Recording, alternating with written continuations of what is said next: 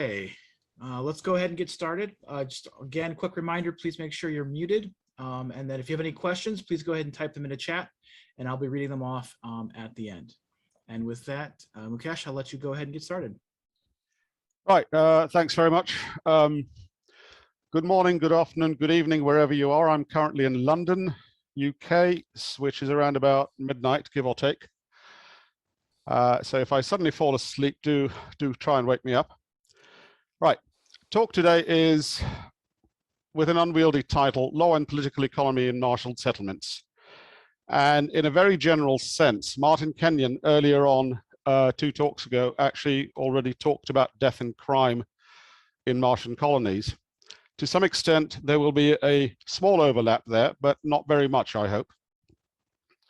So overall, the question I've got here is a general one. When we go to Mars, how do we live with each other?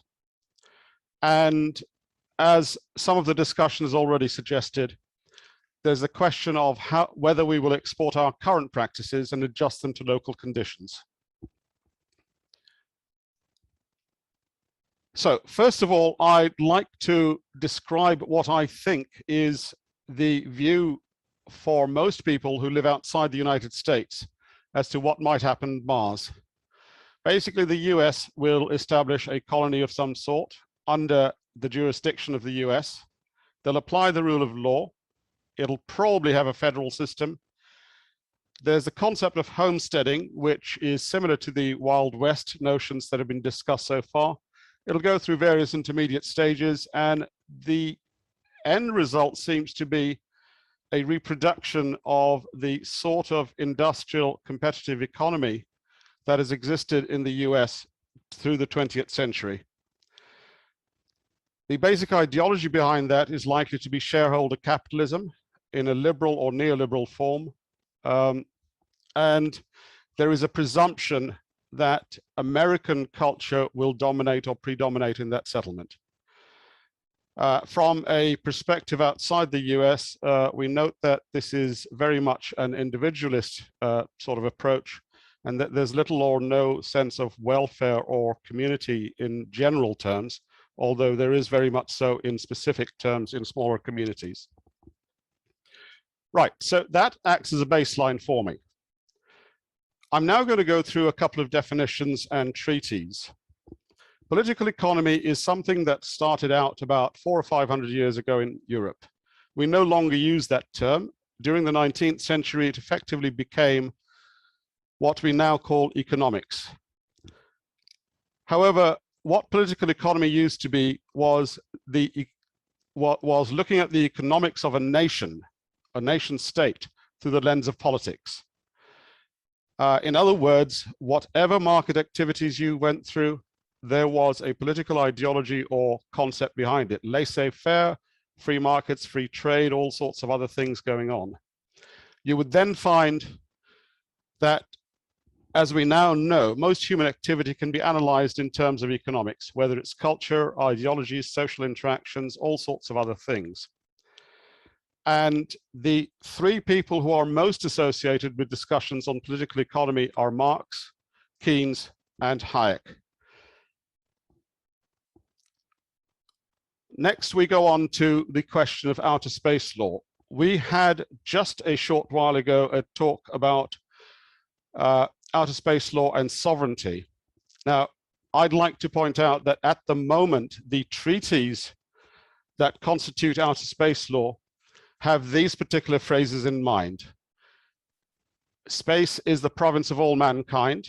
There is, in terms of resources and celestial bodies and the like, a concept of common heritage. There is supposed to be, in terms of use and exploration, benefit to all mankind. But one of the things that is most often ignored is that these treaties actually privilege the concept of cooperation.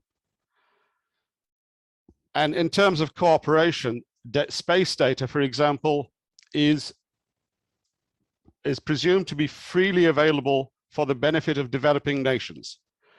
Now, in this particular context, I would consider any Marshall settlement to be a developing nation. It may start out as a small military or scientific installation, but it will grow at some stage. And I'd like to point out that at the moment, in terms of the singular culture of the United States, the current missions to Mars indicate a diversity of cultures. There are a number of countries with very different values and very different cultures who are either orbiting or present on the Martian surface and likely to continue to do so. So once we get to Mars and we set up settlements, the idea here is there isn't just a single settlement. There may be several settlements.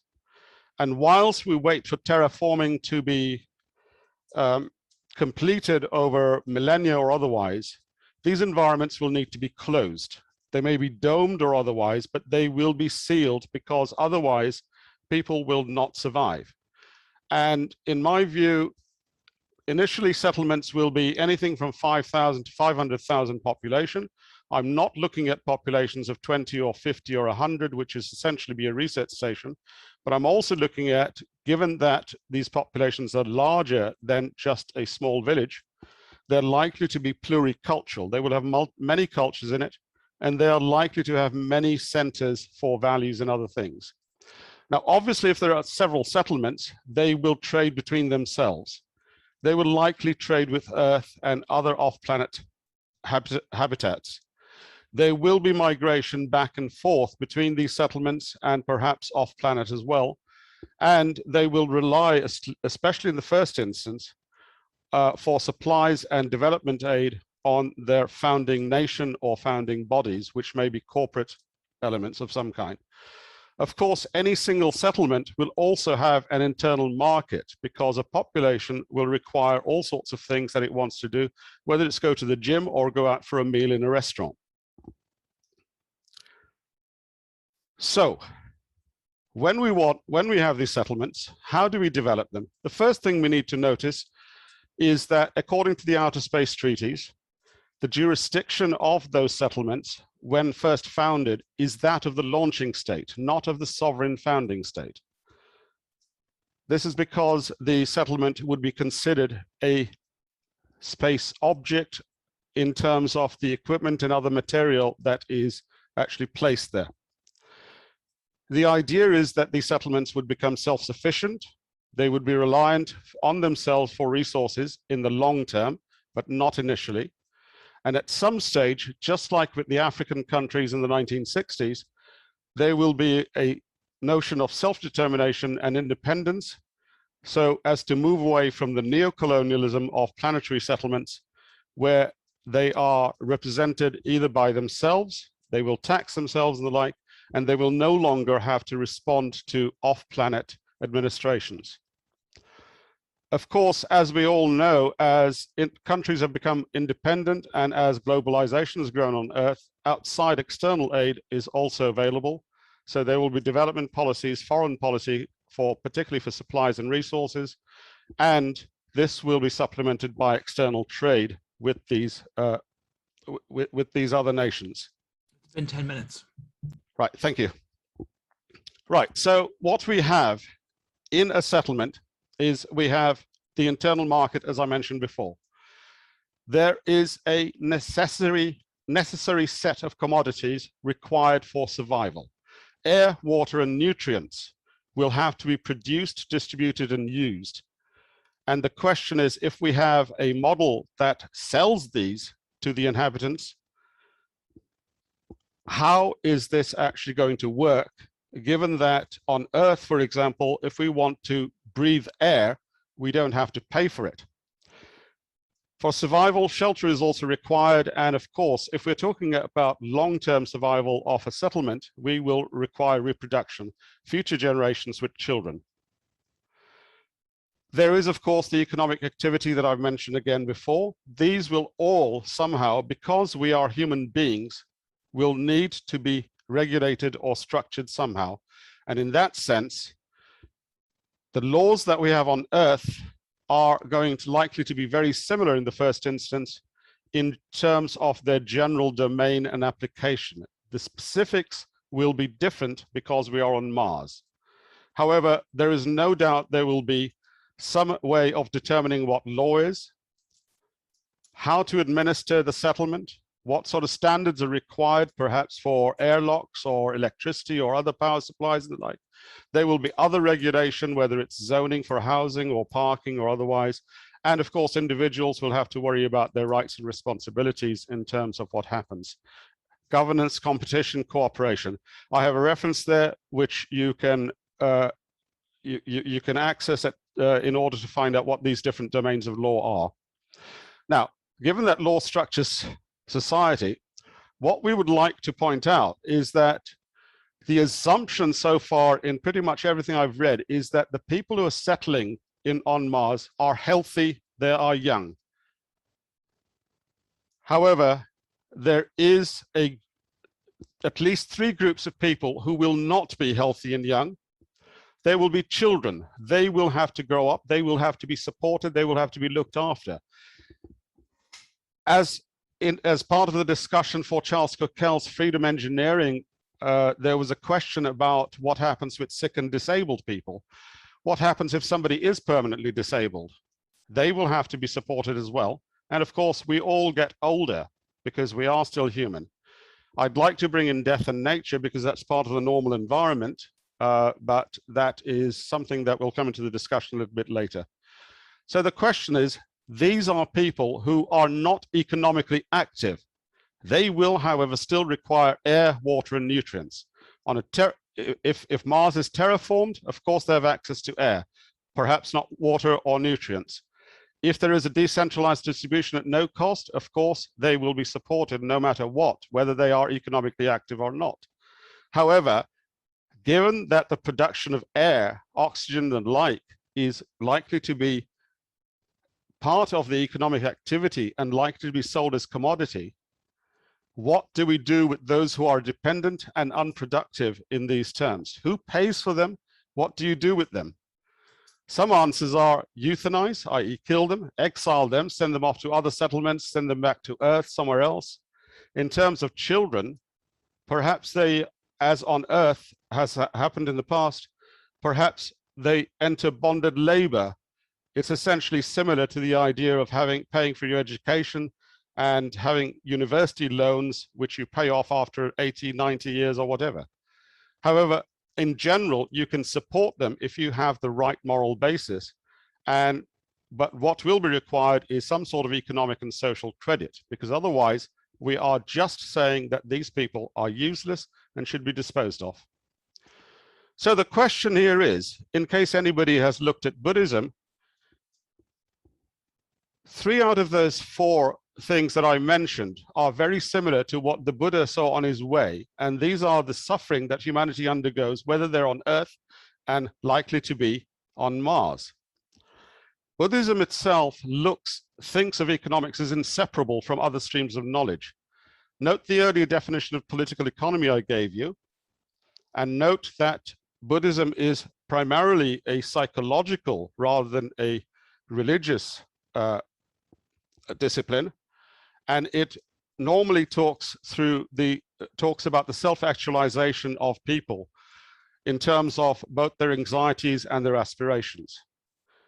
It considers cooperation, it considers community and service to the rest of the community through action and goods, because we are all considered interdependent, not just with each other, but with nature. And in terms of actually looking at what happens, the question is, when we consume something, does it have an impact on the people around us or on our environment? So recently, Brown in Canada and Sen in India put together something in terms of how this sort of value can be measured. It's presenting a high quality of life to everyone. Consumption, equity, sustainability, and spirituality are part of it, but it also protects the environment. Fine, this is Buddhism. Why am I introducing what feels like religion? Well, in terms of the Buddhist sense, what they have is I've put 2 tables here, which are slightly complex, which I'm not really going to go into detail. But in effect, what it does is it opposes the profit-based, anti-environment sort of position of the traditional economic markets with a different version. These slides will be, I understand, going up, so you will be able to go through these tables at some stage. But one of the most important part of this is community and communality. So what we're talking about, particularly in terms of Buddhist concepts, is the wheel of law. We have to look at these dependents who are not economically active. We have to look after them because we can't ship them off for 9 months or more to Earth or elsewhere. We don't really want to kill them or the like. We don't want to put them in bonded labor. But then it is the individual responsibility of the rest of the people in the community to help look after these dependents. And that essentially comes through ensuring that the community works together, that the community itself is looking after not just the individuals, but looking after the well-being of the community as a whole. And this then leads to social cohesion and order, which is why it is known as the wheel of law. Why should we look at this in terms of a useful paradigm or framework for a Martian colony? Well, on the one hand, it's pragmatic. There is no creator God, so there's no religious element to it. It's been around for about 2,500 years, from Afghanistan to the Pacific and Siberia to South Asia. Currently, it influences at least a third of the Earth's population, and at least 2, if not more, major civilizations have actually implemented this sort of economic model in the past. There is also a general acceptance in the West and in the USA, especially on the West Coast, of Buddhism, so that might help. But much more importantly, you will find that the notions of cooperation, community, and benefits to others, which I mentioned as being part of space law earlier on, are compatible with not just with Buddhist economics and the concepts it brings in. So what we have already is a framework which is based in current international law, which can be exported to Mars and allowed to structure a community or set of communities out there. At the end of the day, when we go out to Mars, the varieties and sources of law that we have, which are varied and different, whether they're Indian, whether they're French, whether they're American, whether they're Colombian, need somehow, in the first instance, because we are going to have multiple cultures in a single settlement or multiple settlements with many cultures surviving at the same time, we need some sort of commonality so that they get on, rather than exporting our conflicts from Earth out onto Mars or elsewhere. Many of the reasons for using Buddhist economics is that the cosmology itself parallels Western scientific understanding. Details can be found elsewhere. I can provide references for that. It identifies the individual with the cosmos. The approach is coherent and consistent and very inclusive because it is culture free. The cultures of most parts of Asia are very different, yet they all manage to use Buddhist principles in order to practice economic and other activities. And there is essentially a moral and ethical basis for all of this, which apparently humans require in order to get along with each other. However, Buddhist economics is not the ordinary alternative. There are things like state capitalism, there are science-based approaches. We have, of course, got the concepts of environmental ethics. We have another major civilization. Islam also has notions of political economy that we could use. The French and the African French in particular have brought in the notion of degrowth recently. These are parts of what I consider to be work in progress, which I have not got the time to go into detail about, but I will be working on them sooner or later over the next year or two.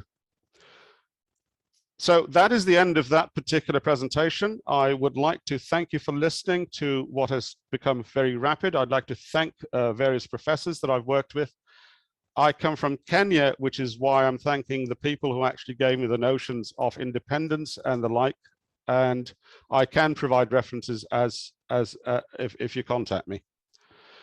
This is how you contact me. And thank you very much. I'll happily take questions and answers if we have time. Otherwise, please feel free to put things in the chat or contact me as time goes on. Thank you. Great. Thank you very much. Once again, please type any questions you have in the chat. And we'll start with the questions. So, I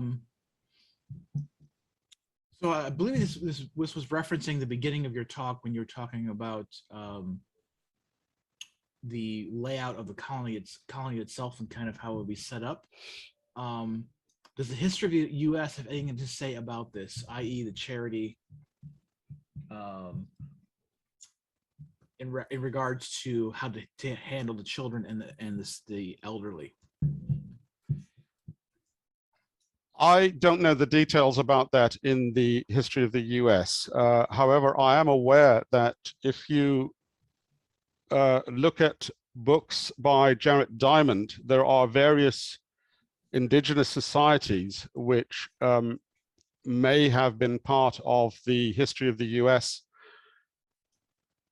where people were, the sick, disabled, old, children alike, were often left behind because they couldn't keep up with the tribe as it was moving.